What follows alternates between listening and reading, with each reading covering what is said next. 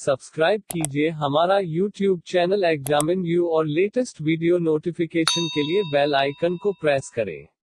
नमस्कार मित्रों, welcome to examine you learning today leading tomorrow. दोस्तों, सुबह के बज चुके हैं 5 और आज 24 अप्रैल के करंट अफेयर के साथ हम आपके सामने हैं।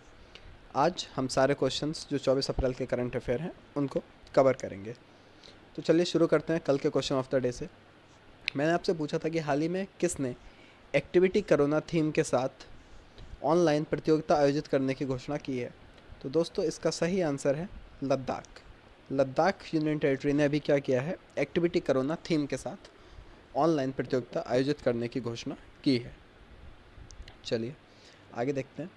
दोस्तों, ये है हमारा टेलीग्राम ग्रुप। इसमें आप जुड़ सकते हैं जिससे कि आपको इस करंट अफेयर की पीडीएफ और भी बहुत सारे इंपॉर्टेंट नोट्स, कुछ बुक्स की पीडीएफ जो जनरली स्टूडेंट्स को नहीं मिल पाते हैं, वो सभी आपको हमारे इस टेलीग्राम ग्रुप में मिल जाएंगे। आप डिस्क्रिप्शन बॉक्स में दिए लिंक से भी जुड़ सकते हैं या फिर डायरेक्ट इस नेम से सर्च करके भी जुड़ सकते हैं। ठीक है, तो इससे जुड़ जाइएगा। आगे चलते हैं। आज का पहला सवाल, इजराइल का पहला पूरी तरह से डिजिटल बैंक कौन सी आईटी कंपनी 2021 में लॉन्च करेगी। दोस्तों, अभी इजराइल ने क्या किया था, बिडिंग लगाई थी अपने यहाँ डिजिटल बैंकिंग लॉन्च करने के लिए। तो उसमें इस चीज़ का जो ऑफ़र मिला है वो दिया गया है हमारी आईटी सेक्टर की सबसे बड़ी कंपनी टीसीएस के लिए, है ना। इंडिया की आईटी सेक्टर की सबसे बड़ी कंपनी है टीसीएस, इसके लिए ऑर्डर मिला है। तो दोस्तों, चलिए आपको थोड़ी सी बातें बता देता हूँ कि टीसीएस के लिए ऑर्डर मिला है जिसको टीसीएस 2021 तक लॉन्च कर देगी इजराइल के फर्स्ट डिजिटल बैंक को। क्यों किया गया है ये, टीसीएस बैंक्स जो है टीसीएस का ही एक पार्ट है, वो इसको करेगी। ठीक है, ये ग्लोबल बैंकिंग प्लेटफॉर्म इसको संचालित करेगा। करा क्यों जा रहा है, नागरिकों को के साथ एक सीधा चैनल स्थापित करने में सक्षम होगा। स्वास्थ्य सार्वजनिक सेवाओं की जानकारियाँ तेज़ी से साझा करेगा जिससे कि वहाँ पर बैंकिंग प्रणाली में तेज़ी आए। ठीक है, इजराइल के बारे में बात करें तो यरूशलेम यहाँ की राजधानी है।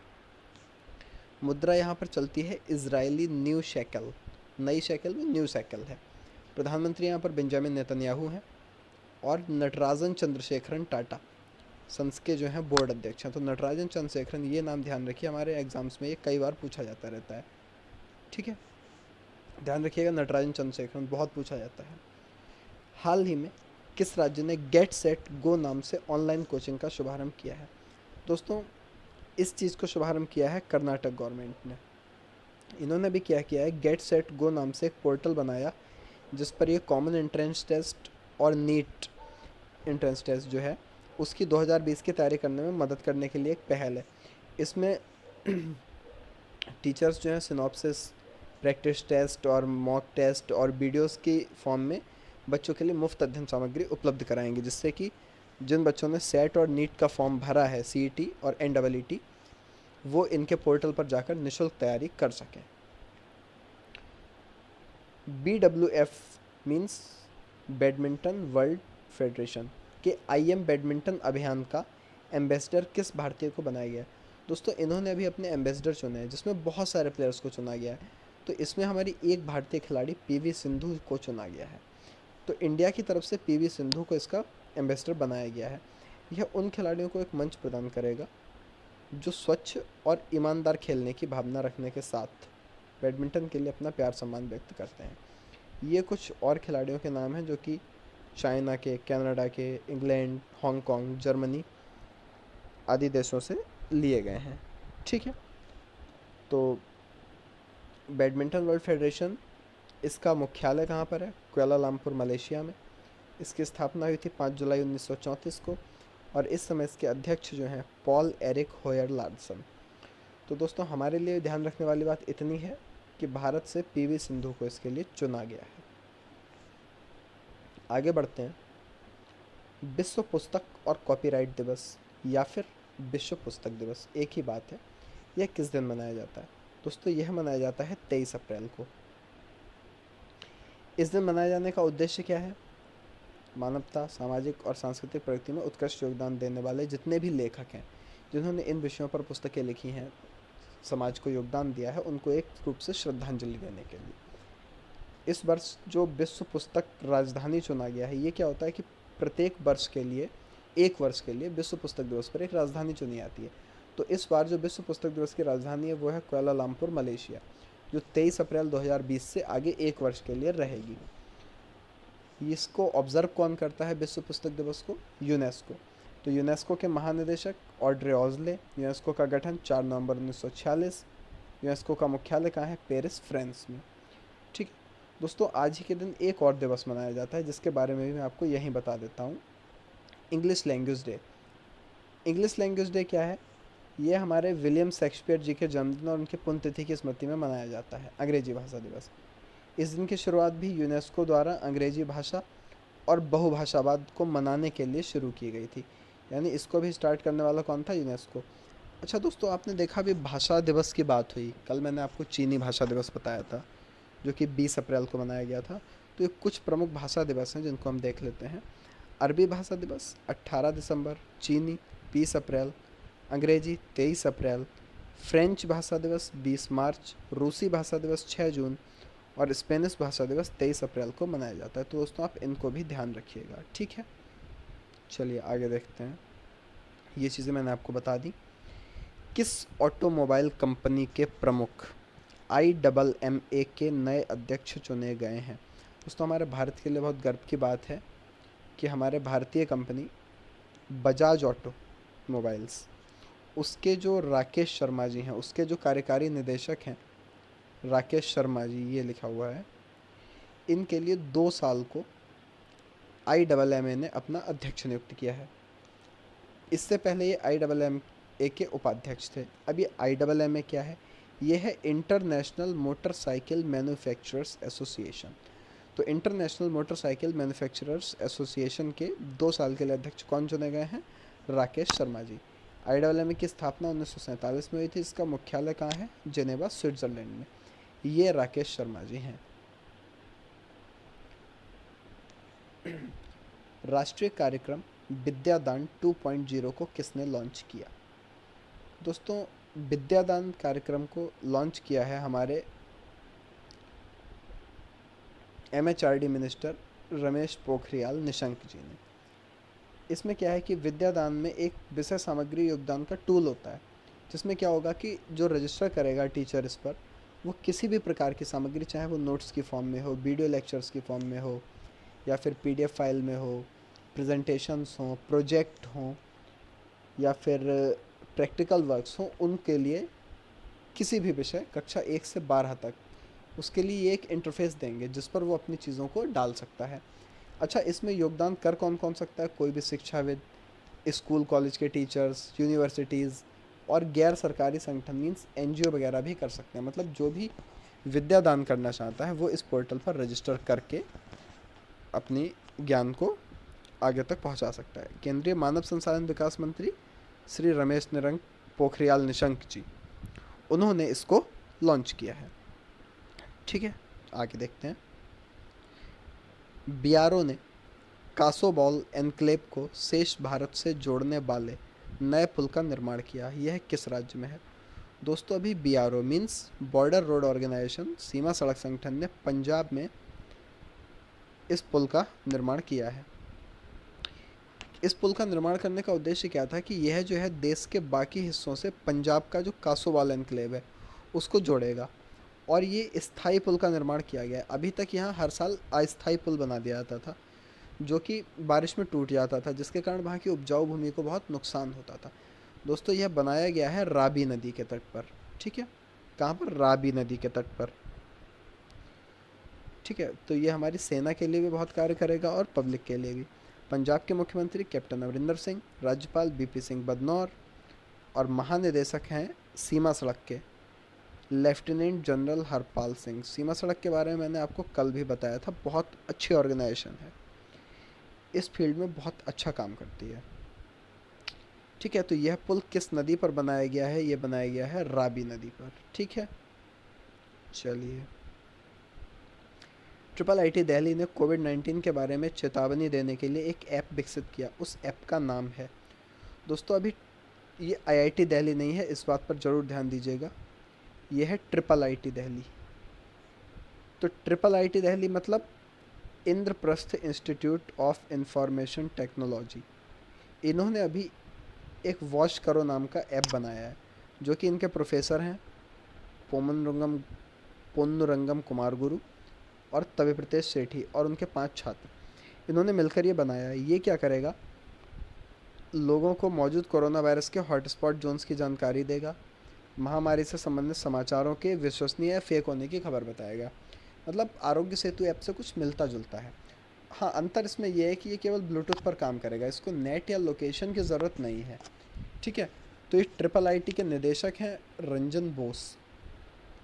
इसमें आपको ध्यान रखने वाली बात बस ये है कि गलती से आईआईटी मत लिख दीजिएगा, क्योंकि आईआईटी ज़्यादा पॉपुलर है, बट ये किया है ट्रिपल आईटी ने। क्या नाम है इसका, वॉश करो।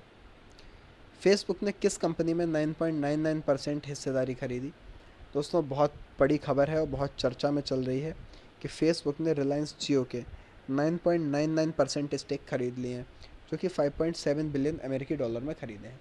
ये मैंने अभी आपको बताया भी था कि जियो फेसबुक के साथ में चाइना के वी चैट की तरह ही एक सुपर ऐप बनाने के भी प्लान में है, कि इंडिया को भी एक ऐसा ऐप प्रदान कर दिया जाए जिसमें एक सिंगल ऐप में कॉल्स, वीडियो कॉल्स, सभी तरह की फाइल सॉफ्टवेयर्स को शेयर करना, बैंकिंग, पेमेंट्स, यूपीआई मीडियम सभी एक ऐप में मिल जाए। तो इस पर भी इन दोनों कंपनियों में चर्चा चल रही है। जियो प्लेटफॉर्म पर बहुत सारे इनके ऐप्स हैं, जियो मार्ट, जियो सावन, जियो सिनेमा। फेसबुक के बारे में हम सभी जानते हैं, CEO mark Zuckerberg, headquarter California, America. ठीक है, सबसे बड़ी कंपनी है। व्हाट्सएप को भी फेसबुक ने ही परचेज कर लिया था बहुत समय पहले। दोस्तों अभी क्या हुआ है, केरल के जो पतनमथिट्टा ज़िला है, सॉरी मैं यहाँ पर प्रेजेंटेशन लगाना भूल गया। हाँ, केरल के पतनमथिट्टा ज़िले में किस पहल के तहत रैपिड स्क्रीनिंग की जाएगी। तो दोस्तों ये की जाएगी तिरंगा पहल के तहत। तिरंगा यहाँ पर तिरंगा नहीं, उसकी फुल फॉर्म भी है, ये मैंने रेड कलर से लिखी हुई है, टोटल इंडिया रिमोट एनालिसिस निरोग्य अभियान। मतलब इंडिया का टोटली रिमोट एनालिसिस, रिमोट मतलब दूरी से एनालिसिस करने वाला एक निरोग्य अभियान। इसमें उन्होंने क्या किया है कि एक, मैं दिखाता हूँ आपको फ़ोटो में, ये इस तरह से उन्होंने एक कार रेडी की है और इसमें ये क्या करेंगे, हाँ यहाँ पर उन्होंने कार के आगे ये एक इस तरीके से थर्मल स्कैनर लगाया है जो कि थर्मल स्क्रीनिंग करेगा मरीजों की। मतलब ये एक तरीके का रिमोट थर्मामीटर है जो दूर से ही स्क्रीनिंग करेगा। एक यहाँ पर ये स्पीकर लगाया गया है, इसके शीशे बंद रहेंगे गाड़ी के, इससे कोई डॉक्टर बाहर नहीं निकलेगा। इसमें 2 माइक्रोफोन है, एक गाड़ी के अंदर और एक गाड़ी के बाहर। अंदर माइक्रोफोन इसलिए कि डॉक्टर बोले उनकी बात इस स्पीकर पर सुनाई दे जाए, और बाहर के माइक्रोफोन पर पेशेंट बोलेगा उसकी बात अंदर सुनाई देगी। और ये इस कार को जगह जगह घुमाकर रिमोट से ही, मतलब दूर बैठे हुए ही कोरोना पीड़ित मरीजों की नहीं, जो कोरोना के संदिग्ध हैं उनकी थर्मल स्क्रीनिंग करेंगे, उनसे पूछताछ करेंगे कि आपको बुखार है, कि आपको खांसी जुकाम है या कोरोना के लक्षण हैं, जिससे कि रैपिड स्क्रीनिंग में बहुत सहायता मिलेगी। तो दोस्तों ये तिरंगा नाम से किसने शुरू किया है, केरल ने। अच्छा, केरल ने कोरोना वायरस को कंट्रोल करने में भी बहुत सफलता हासिल की है, सबसे सफल राज्य है। हालांकि गोवा कोरोना मुक्त हो चुका है, परंतु केरल ने भी बहुत अच्छा कंट्रोल किया है। ठीक है, ये सारी बातें मैंने कार के बारे में लिखी हुई हैं। पिनाराई विजयन यहाँ के मुख्यमंत्री, आरिफ मोहम्मद खान राज्यपाल, और तिरुवनंतपुरम या त्रिवेंद्रम हमारे केरल की राजधानी है। ठीक है, चलिए, सुजलाम सुफलाम जल संचय अभियान को किस राज्य ने मंजूरी दी। दोस्तों सुजलाम सुफलाम जल संचय अभियान जो है ये इसका तीसरा संस्करण है, और इसको तीसरी बार फिर से गुजरात गवर्नमेंट ने मंजूरी दी है लॉकडाउन के टाइम पर। दोस्तों गुजरात में क्या है, एक 2018 से योजना चल रही है कि ये लोग मानसून आने से पहले जितनी भी नदियां हैं उनमें गाद की सफाई करते हैं। जो भी नदियों की तलहटी में गाद जम जाता है उसको ख़त्म करके नदियों को गहरा करते हैं। सारे बांधों का, जितने भी बांध हैं गुजरात में, उनका निरीक्षण करते हैं। ठीक है, 10 जून 2020 तक मनरेगा के तहत इस कार्य को पूरा किया जाएगा। जो मनरेगा के मजदूर हैं वो करेंगे। इस योजना को 2018 में शुरू किया गया था। इससे क्या होता है कि जब नदियों की गहरीकरण कर देते हैं तो उनमें जल संचयन की क्षमता अच्छी हो जाती है। इससे जल स्तर अच्छा बना रहता है और जल की समस्या कम होती है। गुजरात के मुख्यमंत्री मिस्टर विजय रूपाणी, राज्यपाल आचार्य देवव्रत जी हैं, और यह जो नर्मदा नदी पर हमारा सरदार सरोवर बांध बना है वो भारत का पहला गुरुत्वाकर्षण बांध है? ये क्वेश्चन बहुत इंपॉर्टेंट है, काफ़ी पूछा जाता है परीक्षाओं में, तो ये ध्यान रखिएगा। सुजलाम सुफलाम जन संचय अभियान गुजरात ने शुरू किया है। हाल ही में किस देश ने औषधीय उपयोग के लिए भांग की खेती को वैध किया है? दोस्तों ये किया है लेबनान ने। लेबनान ने क्या किया है, भांग की खेती को औषधीय उपयोग के लिए वैध कर दिया है। इससे क्या होगा कि लेबनान में अभी आर्थिक संकट चल रहा है, तो उनको जब कृषि में फ़ायदा मिलेगा भांग की खेती से, तो उनकी अर्थव्यवस्था भी सुधरेगी, राजकोष बढ़ेगा, और जो वहाँ के किसान हैं उनको भी लाभ प्राप्त होगा। लेबनान के प्रधानमंत्री हसनदीप, राजधानी बैरूत, और मुद्रा क्या है यहाँ की, लेबनानियन पाउंड। हाल ही में समीर गोस्वामी जी का निधन हो गया। वे पेशे से क्या थे? दोस्तों समीर गोस्वामी जी पेशे से एक लेखक थे, जिन्होंने बहुत सारी, माफ़ कीजिएगा, अच्छा सॉरी, ये इसको कट कर लीजिए, ये गलती से दो जगह पर लग गई। ये क्या थे, ये लेखक थे, ये पिछली स्लाइड का आ गया है, ठीक है, इसको कट कर लीजिएगा। चलिए, हाल ही में किस राज्य ने सीएम कोविड-19 योद्धा कल्याण योजना, मुख्यमंत्री कोविड-19 योद्धा कल्याण योजना को शुरू किया? दोस्तों यह शुरू किया है मध्य प्रदेश सरकार ने। किसने? मध्य प्रदेश सरकार ने। और ये इन्होंने किसके लिए शुरू किया है? इन्होंने क्या कहा है कि जितनी भी आंगनबाड़ी की जो कार्यकर्त्री हैं मध्य प्रदेश में, ये लोग बहुत मेहनत करती हैं, बहुत काम करती हैं, घर घर जाके डेटा कलेक्ट करना, बच्चों के लिए पोषाहार बंटवाना, है ना। तो ये आंगनबाड़ी वर्कर्स पर बहुत लोड होता है, और कोविड-19 के संक्रमण के समय भी ये लोग बहुत अच्छे से काम कर रहे हैं। तो इनके लिए मध्य प्रदेश सरकार ने योजना शुरू की है, जिसमें ये 50 लाख तक का इंश्योरेंस कवर आंगनबाड़ी कार्यकर्तियों के लिए देंगे, या फिर जो उनके कार्यकर्ता हैं उनके लिए 50 लाख का लाइफ इंश्योरेंस होगा, अगर उनको कोरोना वायरस के चलते इस बीमारी से कोई घटना उनके साथ घटित होती है, किसी प्रकार की आपत्ति आती है तो। ठीक है दोस्तों, अभी मध्य प्रदेश सरकार ने 10,000 रुपये स्वास्थ्य कर्मियों को देने का भी ऐलान किया था, जो कोरोना के संकट में काम कर रहे हैं। हाल ही में किस देश ने अपना प्रसिद्ध बुल रनिंग फेस्टिवल रद्द किया है? दोस्तों बहुत ही फेमस फेस्टिवल है, जो कि होता है स्पेन में। आप लोगों ने देखा होगा, पहले जो बुल्स होते हैं हमारे बैल, उनके लिए लोग कपड़ा देकर थोड़ा सा चिढ़ाते हैं, फिर उनके साथ में बुल रेस टाइप की होती है, इसमें बुल भागते हैं, साथ में लोग भी भागते हैं, बहुत लोगों की चोट भी लग जाती है। इनका बहुत फेमस फेस्टिवल है, जिसको इन्होंने कैंसिल कर दिया। दोस्तों स्पेन की capital Madrid, PM Pedro Sanchez, and currency क्या है यहाँ की? करेंसी यूरो चलती है, बिकॉज यूरोप का कंट्री है। ठीक है, ये दोस्तों एक बहुत ही इम्पॉर्टेंट खबर आई है आज हमारे भारत सरकार की तरफ से, इसलिए मैंने इसको क्वेश्चन के फॉर्म में नहीं, पूरी डिटेल में लिखा, इससे आप आसान से पढ़कर समझ सकें। देखिए लिखा क्या है, केंद्रीय मंत्रिमंडल ने महामारी रोग अधिनियम 1897 में संशोधन के लिए अध्यादेश को दी मंजूरी। दोस्तों ये करने की ज़रूरत क्यों पड़ी, मैं आपको शुरू से बताऊं। अभी हम लोगों ने देखा कि बहुत सी जगह से ऐसी खबरें आ रही थी कि डॉक्टर्स कोरोना वायरस के जो संदिग्ध मरीज़ थे या जो संदिग्ध थे, वहाँ पर उनको हॉस्पिटल ले आने के लिए एम्बुलेंस लेकर गए, और वहाँ उन पर अटैक हो गया। कई बार पुलिस पर अटैक हो रहा है, या फिर बहुत सारे हमारे ऐसे कर्मचारी जो इस महामारी से लड़ने में लगे हुए हैं, सेवा कर रहे हैं, उन पर अटैक हो रहा है, हिंसक प्रहार हो रहे हैं। ठीक है, तो लिखा हुआ भी है, संशोधन को लाने की मंजूरी वर्तमान कोविड-19 महामारी के दौरान सबसे महत्वपूर्ण सर्विस प्रोवाइडर्स के साथ कई ऐसी घटनाओं को देखते हुए दी गई है। यह मंजूरी शरारती तत्वों द्वारा हमले किए गए, उनके कर्तव्य को पूरा करने से भी उन्हें रोका जा रहा है, तो इस वजह से इस अधिनियम को लाए। ठीक है, ये तो हो गई पहली बात। अच्छा, अब ये ग्रीन कलर से जो मैंने लिखा है, ये है कि इस संशोधन में जो सज़ा है वो क्या रखी गई है।